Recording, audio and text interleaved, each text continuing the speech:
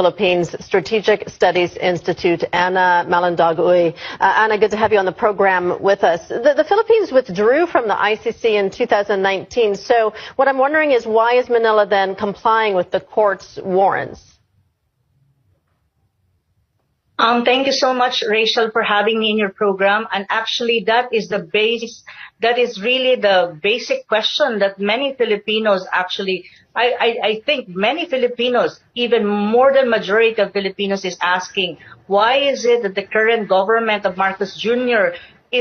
had surrendered a former president to the ICC when in fact the Philippines, as far as we are concerned, is not anymore part of the ICC. So really and substantially speaking, the ICC has no jurisdiction over us, and this is actually being considered by this happening right now, and being our former president being brought to the ICC is actually a blatant assault to our sovereignty as a country. They're interfering in our internal affairs. And one thing that I can tell you, Rachel, our country is not a failed state, and it means that our judiciary, our courts are functioning and very vibrant. And in the ICC, there's such a thing as complementary principle, that the ICC will only to a country if you're a member, if your courts are not functioning anymore. But that is not the case of the Philippines. So basically, this kind of happening is something that is a very sad story for us Filipinos, and I think this is a glaring and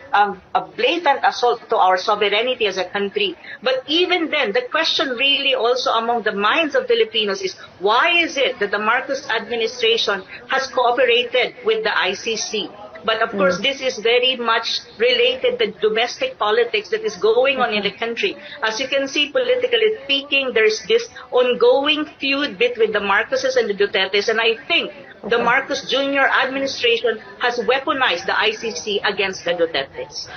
Duterte called the ICC arrest warrant unjustified because he said his war on drugs restored peace to the nation. What do you make of that argument?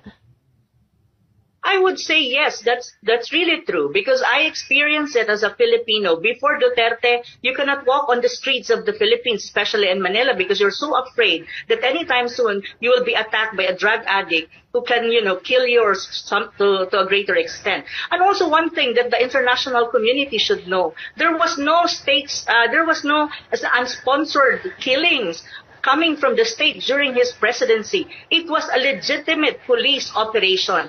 Any country, for that matter, that you want your country to have a peace and order, you want, criminals, drug lords to be driven out of your country or to put them in prison and to assault them. It's a legitimate action coming from the state, and I think our former president was just doing job.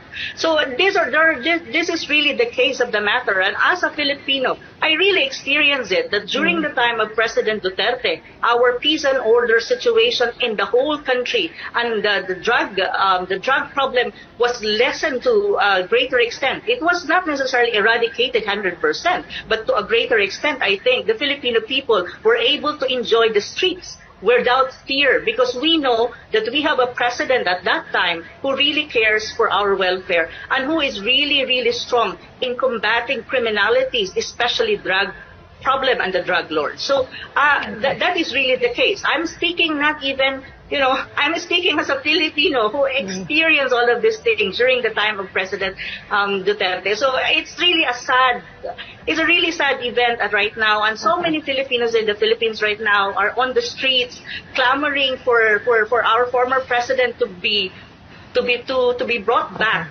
to the Philippines, because he is already 80 years old as well. He is quite too old.